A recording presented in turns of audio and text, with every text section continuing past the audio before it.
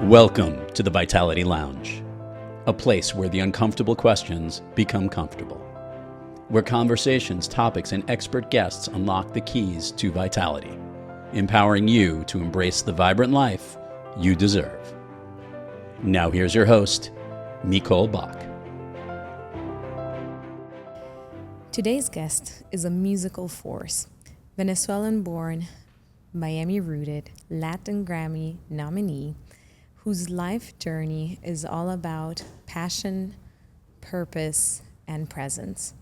Help me welcome on the Vitality Lounge, Wizzmer. Welcome to the Vitality Lounge. Thank you, Nick. I was about to call you Nicole. It's Thank okay. You, Nicole. I get that a lot. There's Nicole, Micol. It's a confusing name. You can call me Mimi. That's how my Mimi. family calls me. Thank you, Mimi. That makes it easier. Wiz, I'm so happy to have you here today. You're an amazing artist and musician. Thank you. And I would start conversations in this podcast by asking the main question, and it's all about vitality, right? And so I always like to ask, what is vitality to you? What does it represent for you? Oh, vitality is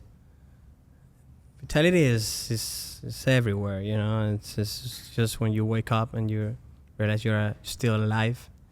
That's vitality. And of course, for a musician, for an artist's perspective,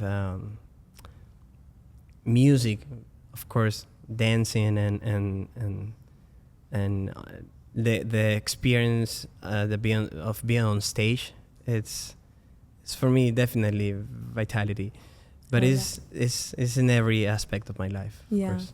Yeah, for sure. You say music. Obviously, you're an artist, musician. How did music come into your life? Oh, through my family first, because I have many musicians in my family from both sides, my mom's and my dad. But my story with music, it's kind of the Coco. Did you know the movie? The movie Coco? Yes. The Disney movie, the Pixar. Mm-hmm. Because, my dad was such a mess. I have 13 siblings, I'm the 14th. It's a lot of siblings to have. From my dad. So you can picture my mom.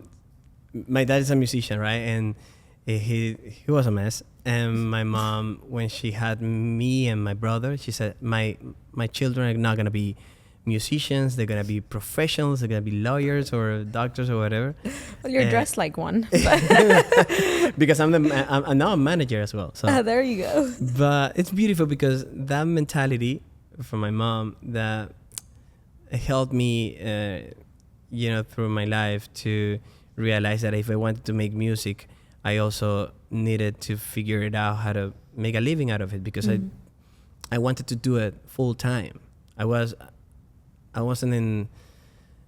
For me, it wasn't an option just like doing music on the side and do any other stuff. I didn't like that lifestyle, so I focused on doing music, and I said, okay, I have to make a living out of this.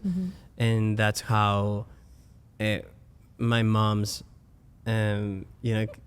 influence came to me to see the business side of the music. So that was a beautiful part, but the music itself wasn't me forever, like since the beginning. But it wasn't until I was 17 years old that I could finally got a Cuatro and play some music, and I fell in love with the instrument from scratch. And it was so easy for me to improve my skills on the instrument. I remember seeing kids, my friends in the neighborhood or in school, that they used to play music before me, and I remember from a week to another I was getting better than them. And then at the beginning it was me asking them for how do you do this, how do you do that, and I went back home and they play, and then I went back to them, and they were, how do you do that? Because I was improving very fast. I fell in love with the instrument and the music from the beginning. Yeah. So tell me a little bit more about this instrument, el cuatro, no? Cuatro. It came with you in your travels. You have an interesting story. You're Venezuelan as from origin, right? and then you moved to the US with your Cuatro. And how does it continue? Well, the Cuatro is such a great travel partner. Yeah, has been my partner in crime, and I've been traveling with this beautiful instrument for many years and many places. This is a very traditional instrument in my country, right, in Venezuela. You can find the Cuatro in Colombia because it's a música llanera, you know, the country music. They play it in different parts of the el llano, I don't know if there's a word for it, but it's a specific zone of Venezuela and Colombia that we share, and we play that type of music, and they use the Cuatro as well. Now the Cuatro is everywhere, but it's a national instrument for Venezuela, right? Picture this as a banjo or as a ukulele, or you know, it's a very specific traditional instrument. And again, when I started playing the instrument, I was 17 years old. So I wanted to get girls. That's That's also a form of vitality. My next question was gonna be like, how did music help you in life? I guess that's one part of it. There you go. Yes, absolutely. So I did it. So the music that I wanted to, that I needed to play in order to achieve my goals in life. At 17 was? Yeah, it was pop music, not traditional music. So I started playing Backstreet Boys, the music that I used to listen. Yeah. I'm old, you can tell. Backstreet Boys, NSYNC, or Maná, or I don't know, rock, pop music. And it wasn't until later that I realized that I was doing something cool. Yeah. And I can't tell you if I was just lazy about learning any other instrument, or just I focused on the Cuatro, that I didn't want to play other genres with other instruments. I wanted to play them with the Cuatro. That's what I've done it so far, you know, with the band and everything I do. I do it only with the Cuatro. It's the only instrument I play, which is interesting because I'm surrounded by a lot of musicians. They play many instruments, and they're so amazing. But I only focus on playing the Cuatro. So. And you adapted it though to like so many different styles, because let's say you fell in love with El Cuatro and it's been your partner ever since, but then you brought it through life in all the different things that you wanted to achieve. Might it be like different types of music, or like your goals as well? Like you've become known for that. Do you think it also brings a part of like your country with you? Is that something that remembers and reminds you of your country? Absolutely. Inconsciously, I will say it, because I play pop music right now. You know, I play funk music with my band, and I'm not on stage thinking about Venezuela. Of course. I am Venezuelan. I am Latino, and I play the Cuatro. That's it. I don't need to wear the Venezuelan flag. Yeah. You know, I don't need to wear the Venezuelan flag to say I'm Venezuelan and to represent my country. Yeah. I don't, you know, I'm already that. Yeah. So you don't need to force it or to push it anymore, because I'm playing this instrument and I am who I am. But yes, for the instrument being the instrument that it is, and the way that I learned how to play at the beginning, because it's used to play traditional music. I was playing traditional music at some point. Of course, that is there. Even though I play different type of music, I can play jazz music, rock music, pop music, and the Cuatro is the Venezuelan rhythm is in there. You know, you don't have to push it. You don't have to talk about it. You just feel it. You just that's different. Yeah, because it's in there. It's right there. Something that a lot of people struggle with, I would say, is one, potentially identifying a passion. Two, being scared to follow that passion. Three, transforming it into a business, which is even harder. And so I love that for you, that was the only option A, and there's no B or C. No. that was the way to go. Can you kind of tell me a little bit more about that journey and how for you that was just the way to go, and maybe what helped you stay consistent, determined into that decision? Because of course there's been a lot of hardship into that, and I feel a lot of people stop at that or are scared, or it's just a passion. Instead, you can transform that. Well,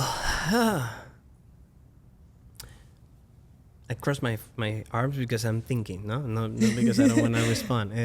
But there's a lot of information on that long question. First, yes, I agree. I felt so lucky when I see someone.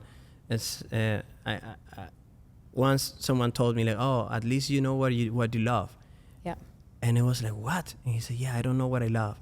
So for me, it was a big, like, realization, that understanding that not everybody knows what they love. And he was saying, "No, I have to pay bills, and I just go to work because I need to pay the bills, but I don't really know what I love to do." Yeah. And for me, that was, wow, that made me feel so grateful, And yeah, all those decisions, I've been making it on the spot and understanding.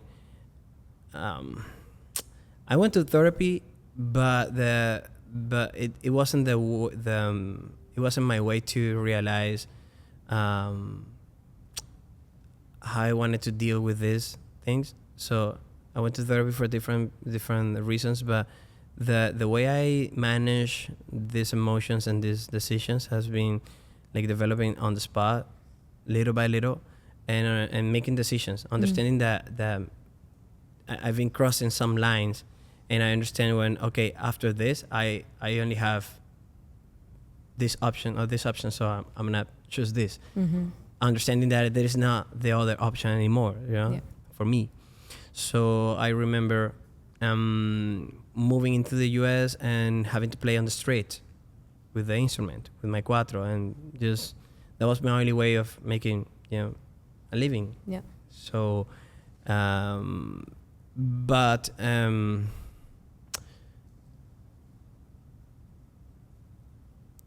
it was the fact that I needed to make a living, and also I didn't want to do anything else. I just wanted to do music, and I understood the place that I was moving in, because I lived in Uruguay, Argentina.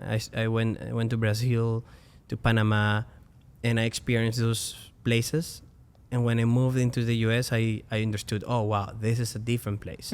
This is a different environment. This is a different dynamic. This is the place I want to live in. Yeah. And I can make a living out of playing music because of the value and that they have for art and for music. And the music scene is big, even though in 2015 it wasn't big in Miami. I accepted the challenge of being a part of the building of that music scene in Miami. But once again, the question is it's long. It's a long question. Yeah. I think what you said, decisions, taking action. I mean, those are huge steps. A lot of people stay in just I had an idea, or I thought of, and we all have amazing, great ideas, and that's wonderful. But then the difference comes into taking action, making that step, being like, okay, there's a two-way path. I take this and I'm sticking to it. I am flexible, but I move, and there's another decision, and I continue moving and going on instead of that fear that holds us back. Yeah, and it can be, I don't know, it can, it's just a decision, it's a matter of, but I don't know what makes me like that. Is my sign or my should be another topic of my conversation. mom or signs. I don't know how to explain that. It's just easier for me, and I understand because I see my friends and family and other people that say, oh, but it's not so easy, and for me it is, but it's just because I understand that it's a matter of making a decision. And giving the importance that things really have, and not making a big deal when they're not a big deal, and understanding at the same time that we're all gonna die. Yeah. We forget that we're gonna die, and once you understand that, you became fearless. Mm-hmm. You know, because you say, okay, what's gonna happen? What matters? Yeah. So you start, once you understand you're gonna die, you give the right amount of importance to things. You know, Yeah. this is not that important. This is, and you choose what is important for you, but consciously, this is important for me because you know I make it important. Yeah. Because it's the instrument that I use and whatever. I remember one Cuatro got stolen from me a few years ago, and I said, all right, okay, I'm gonna buy another one, and it was like that. Yeah.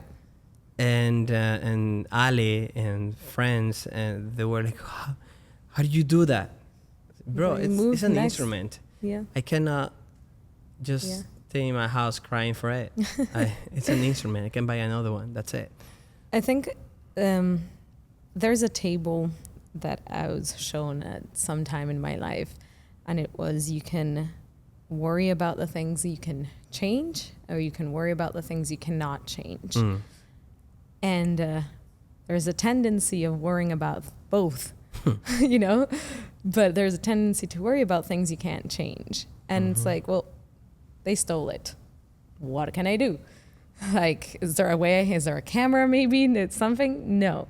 Anything I can get it back? No. Well, next. And it came back to me. Oh, and it did. Okay, perfect. Later, See? years later. Amazing.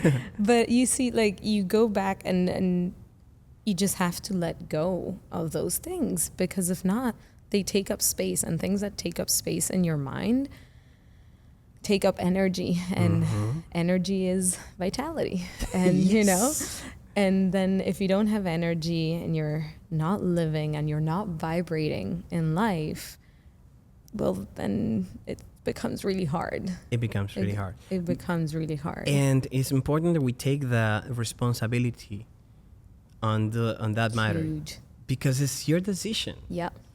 Yeah. Yeah. You're making things important and making, you know, things a big deal. What brings us back also to another thing of like taking responsibility, like of your own actions. There's a lot of like that victim mentality nowadays. It's like, well, I was born in Venezuela. I'll never make it. Right? Or like, I was playing in the streets and now you're a Grammy nominee. Right? Like how things can change from one day to another per se, but with consistent work and just taking decision and responsibility for your own life ultimately. This is a game, and I see life I love playing dominoes, so I see life as a domino game. Okay. So where's the odds, the chances of me getting these cards, right? And you get the other, and this people get. Imagine we're four in the table, right? On the table playing dominoes. And we move the pieces, and I get 7 pieces. You get 7, 7, 7, 7. And I got my 7 pieces. So, okay, I'm Venezuelan, you know? And I love music, and I do this, and my mom is healthy. And, you know, there's certain things that could be good about bad cards, pieces. And just say, okay, I'm gonna start playing. I'm gonna make this move. But this person's also playing, and they also want to win. Yeah.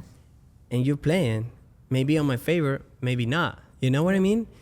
So it is important to play your cards and understand that it's all the people playing, and everyone has their own cards. And understand how to move. Yeah. So for me, it's not bad cards. It's the cards that I got.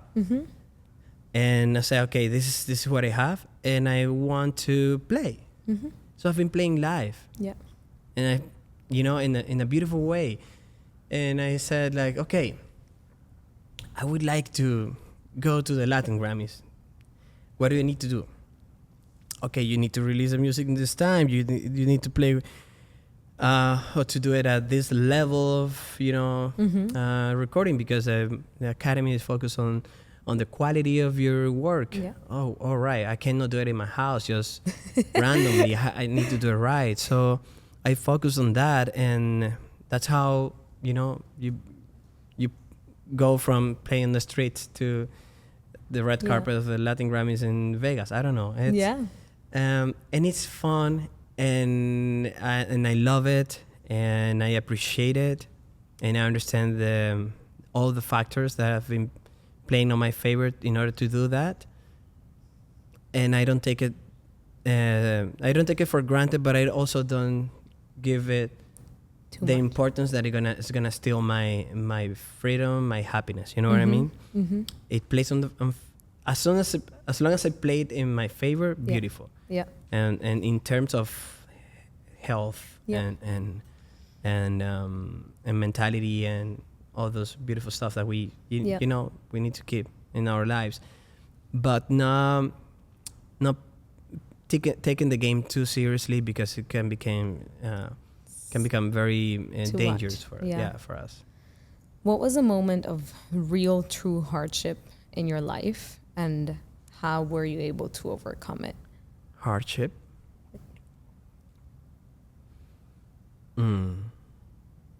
It could have been for music. It could have been for a friend. Mentality. Therapy. We mentioned therapy. Yeah, when I went to therapy, I was looking for a way to understand myself better, to understand why I was doing certain things. It was just like healing in my behavior, and I understood a lot. I wanted to see my blind spots. So that's what I did with therapy. But Micol, I've slept on the floor with a smile on my face, because I remember sleeping on the floor and saying like, wow, I'm able to do this in order to achieve my dreams. That's amazing. You know what I mean? So I haven't been suffering because I choose not to. So I don't come from wealth family, but I didn't need that. So I've been just playing the game and having a great time. And of course I've cried sometimes.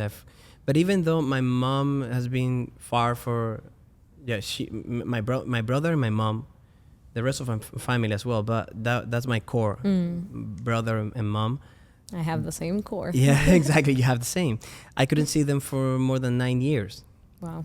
So even though that was a reality, I was having a great time, understanding that I love the music so much that I wanted to do that for on my own, for myself. And I remember spending New Year's Eve on stage and calling them afterwards and say, hey, Happy New Year, I love you guys, hope to see you guys soon, not knowing when I was to see them. But I wasn't suffering because I chose to be happy and to be joyful and grateful. Yeah. So it's hard for me to look into like any hard. I think what you said is time. inspiring by itself. Like the fact that, well, I was sleeping on the floor and I was grateful or happy because I knew it was working towards my dream. I mean, it makes us appreciate every step that it takes to get there, but it also makes us appreciate kind of the mentality that comes to it. Like ultimately you said it comes so easy for me and people don't understand it, but I just do it. I think it's all about the mentality that you have, is you're sticking to it. This is what you want and you just go, and you're wired like that, but then ultimately you work on it as well. It's not like I'm sitting on the sofa and I want $1 million. Well, hi. Exactly. Right? Exactly. You have to work for it. Do decisions like this come with selfishness potentially, or like ego? Absolutely. There's a lot of misunderstanding around, or I wouldn't say misunderstanding, but debate around these words, right? Selfish. I need to egocentric, or I need to focus on myself. What are your thoughts around that? I love myself first. I respect myself first, and then I can show love to others and take care of others because I take care of myself. Mm-hmm. That's the only way. And I'm not afraid about those words because I understand that people we have been taught to be good but not to be happy. I like that sentence. Yeah. That's so true. So you have to be a good sister, a good daughter, but not to be a happy human. You know what I mean? So your happiness doesn't matter. It's like secondary. You have to take care of others because you have to be good. Nah, I don't play that game. I understood that, and I remember even with my mom and my brother, I took care of them as much as I could. I helped them, right? But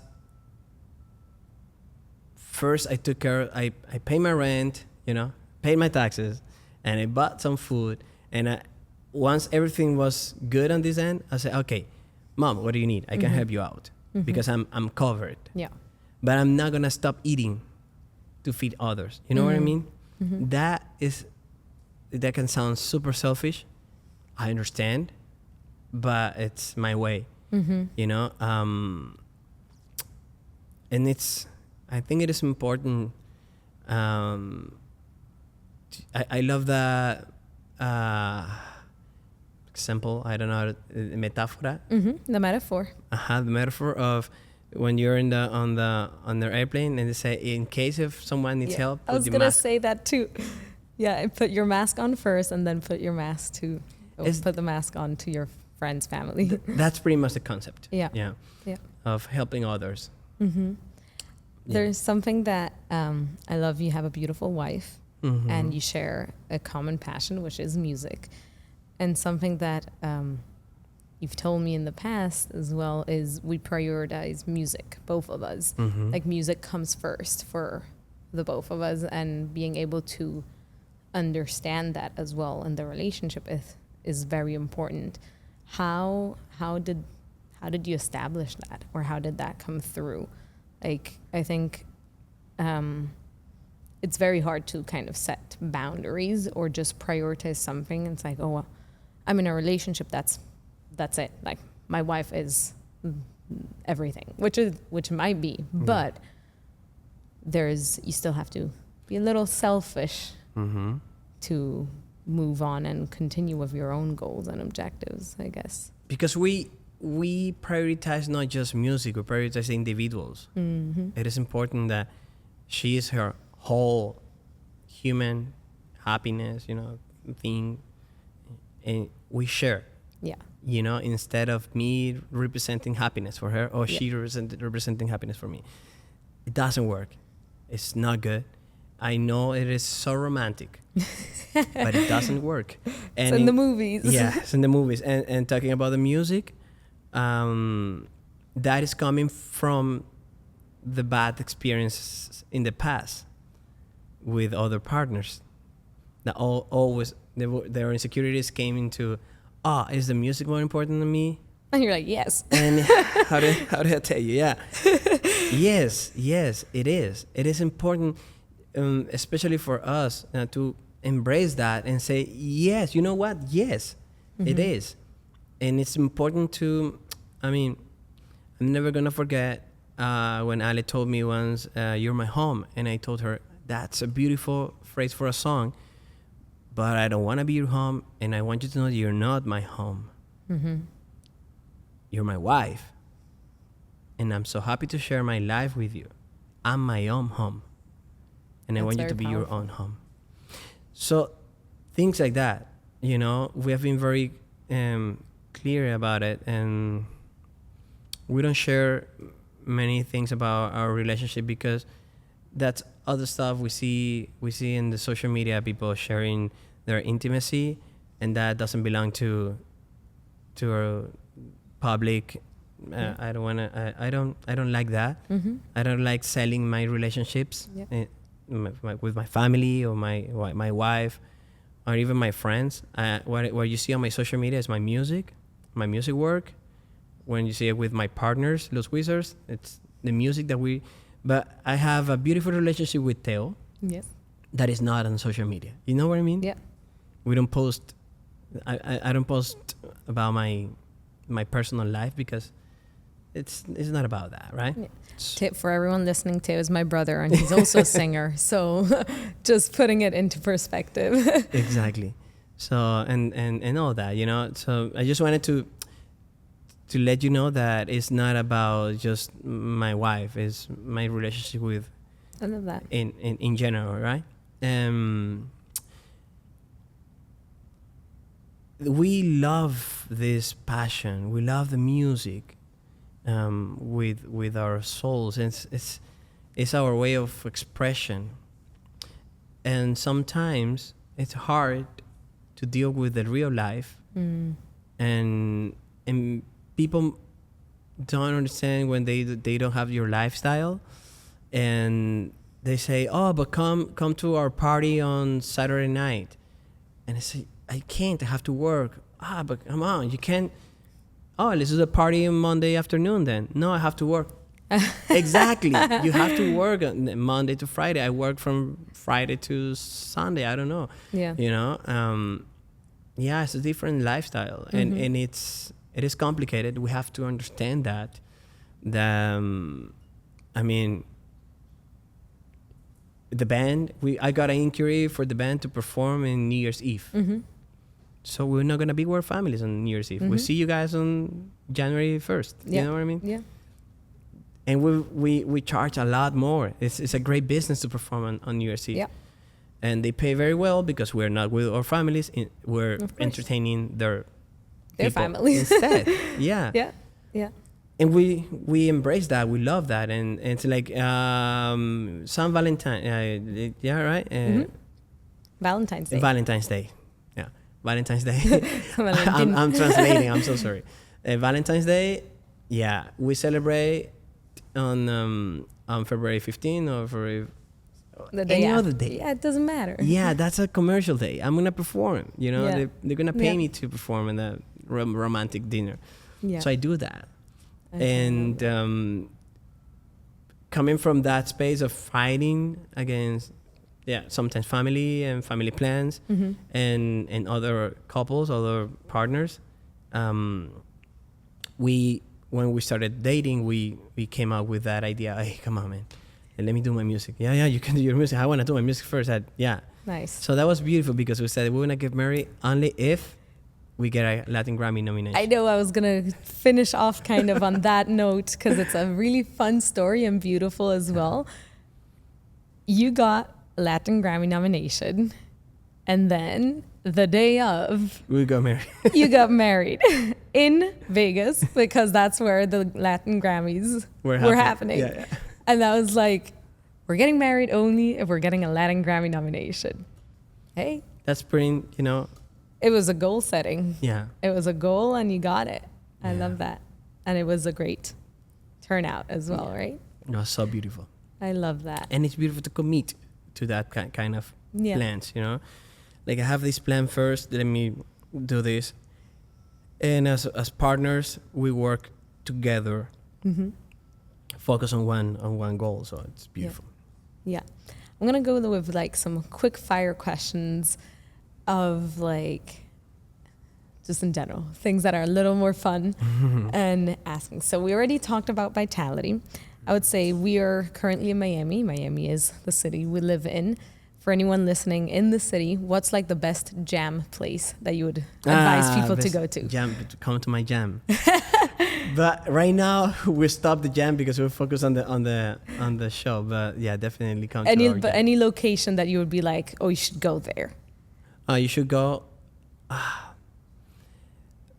It's hard to. Quick fire. You have to pick one. La Kñap. Okay.